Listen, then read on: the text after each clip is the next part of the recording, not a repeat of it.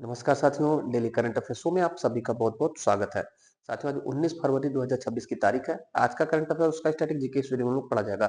उससे पहले डेली की तरह कल के करंट अफेयर का क्विक रिवीजन हम कर लेते हैं। तो कल पहला प्रश्न था, हाल ही में इंडिया एआई इम्पैक्ट समिट 2026 कहाँ शुरू हुआ? उत्तर हो जाएगा बी, नई दिल्ली में। भारत मंडपम नई दिल्ली में चौथा ग्लोबल एआई इम्पैक्ट समिट शुरू हुआ है।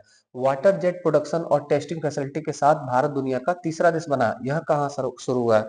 उत्तर गोवा में। गोवा में वाटर जेट प्रोडक्शन और टेस्टिंग फैसिलिटी शुरू हुआ है। हमारा भारत तीसरा देश बन गया ऐसा करने वाला। Indian army international military adventure challenge cup IMACC 2026 के कौन से संस्करण की मेजबानी करेगा?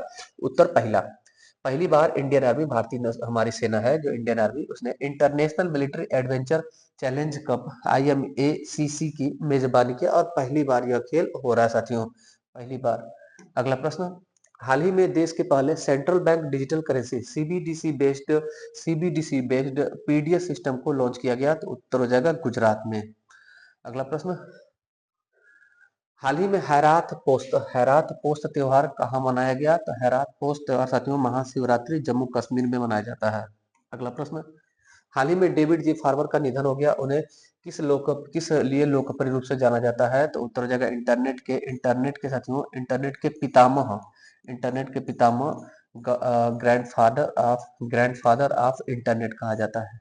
अगला प्रश्न, हाल ही में 2026 फीडे फ्री स्टाइल विश्व चैंपियनशिप किस खिलाड़ी ने जीता? तो मैग्नस कार्लसन ने जीता है फैबियानो को हरा करके। अगला प्रश्न, भारत का पहला राष्ट्रीय गौ संस्कृति संग्रहालय कहाँ स्थापित होगा? तो उत्तर मथुरा में। पंडित दीनदयाल चिकित्सा विश्वविद्यालय मथुरा में भारत का पहला राष्ट्रीय गौ संस्कृति संग्रहालय। अगला, हाल ही में केंद्र सरकार ने रोड एक्सीडेंट के बाद तुरंत मेडिकल मदद के लिए कौन सी योजना शुरू की? उत्तर हो जाएगा बी, पीएम राहत योजना। ये था साथियों कल के करंट अफेयर का रिवीजन। अब पढ़ते हैं आज के करंट अफेयर को। पहला प्रश्न आज का है, हाल ही में किस देश के वैली ऑफ द किंग्स की कब्रों पर तमिल ब्राह्मी शिलालेख खोजे गए हैं? देखिए साथियों, वैली ऑफ द किंग पहली बात कहाँ स्थित है? तो ये स्थित है इजिप्ट में। हिंदी में इस देश को मिस्र कहा जाता है जिसकी राजधानी है कायरो या काहिरा।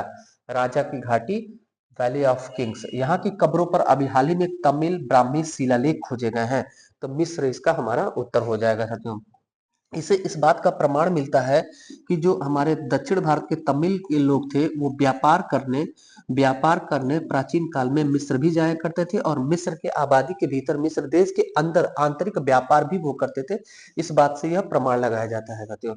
ब्राह्मी लिपि साथियों उत्तर भारत में प्रसिद्ध लिपि है, प्राचीन लिपि है और इसका सबसे ज्यादा प्रयोग हुआ था मौर्य काल में। ब्राह्मी लिपि का सबसे ज्यादा प्रयोग किस काल में हुआ था? मौर्य काल में। हाल ही में institute of chartered accountants of India का अध्यक्ष किसे नियुक्त किया गया है? मोस्ट इंपॉर्टेंट क्वेश्चन साथियों देखिएगा, अपॉइंटमेंट नियुक्ति वाला क्वेश्चन है। आई सी आई सी ए आई ये हमारा भारतीय चार्टर्ड अकाउंटेंट संस्थान है साथियों। Institute of chartered accountant of India भारतीय चार्टर्ड अकाउंटेंट अनुसंधान संस्थान है साथियों। इसका गठन हुआ था 1 जुलाई 1949 ईस्वी को और इसके प्रथम प्रमुख थे साथियों, प्रथम हेड थे GD कपाड़िया साहब। GD कपाड़िया हमारे देश में चार्टर्ड अकाउंटेंट संस्थान के पहले चेयरमैन थे, अध्यक्ष थे। अभी हाल ही में किसे चेयरमैन नियुक्त किया गया इस संस्थान में? तो इसमें उत्तर हो जाएगा प्रसन्ना कुमार। ध्यान रखिएगा, परीक्षा में छपने वाला प्रश्न साथियों। इसका स्टैटिक जीके जरूर ध्यान रखिएगा। इंडियन चार्टर्ड अकाउंटेंट इंस्टीट्यूट 1 जुलाई 1949 को गठन हुआ था और हर साल 1 जुलाई को चार्टर्ड अकाउंटेंट डे भी मनाया जाता है, CA डे मनाया जाता है।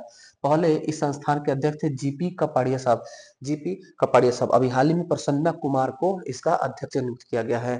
तो देख लीजिएगा, उत्तर हो जाएगा सी। थोड़ा सा पिछले सप्ताह के प्रश्नों का रिवीजन देखिएगा। भूमि अभिलेखों पर QR कोड हाल ही में किस राज्य ने लागू किया है? तो उड़ीसा राज्य ने साथियों। GDP और IIP का बेस ईयर केंद्र सरकार ने तय किया है 2022-23।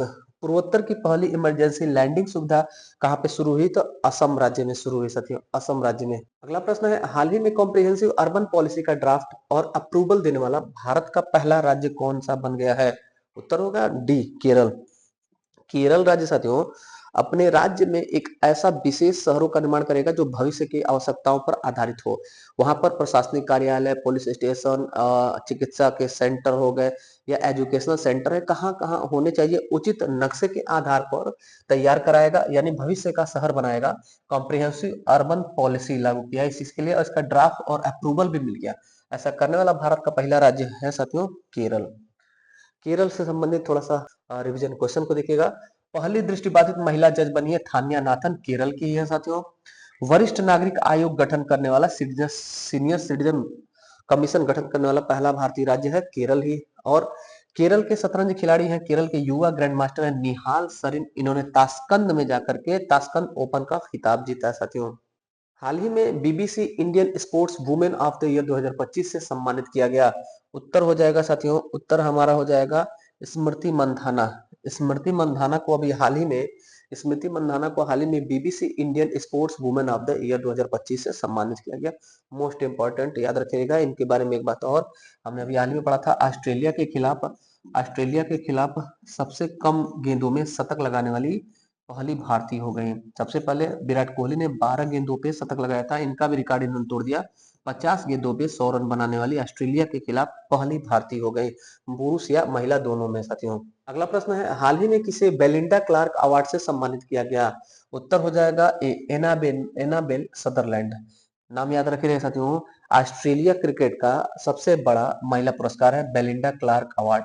ये बेलिंडा क्लार्क साथियों ऑस्ट्रेलिया की एक महान क्रिकेटर हैं, उन्हीं की स्मृति में यह अवार्ड दिया जाता है, बेलिंडा क्लार्क अवार्ड। और यह दिया गया है एनाबेल सदरलैंड को। ये भी ऑस्ट्रेलिया खिलाड़ी है, ऑस्ट्रेलिया के खिलाड़ी को ही सिर्फ दिया जाता है। और एनाबेल साथियों ये 2026 में भी और पिछले वर्ष 2025 में भी, दोनों वर्ष इन्होंने बेलिंडा क्लार्क अवार्ड, ऑस्ट्रेलिया का सर्वोच्च महिला क्रिकेट पुरस्कार जीता है, एनाबेल सदरलैंड।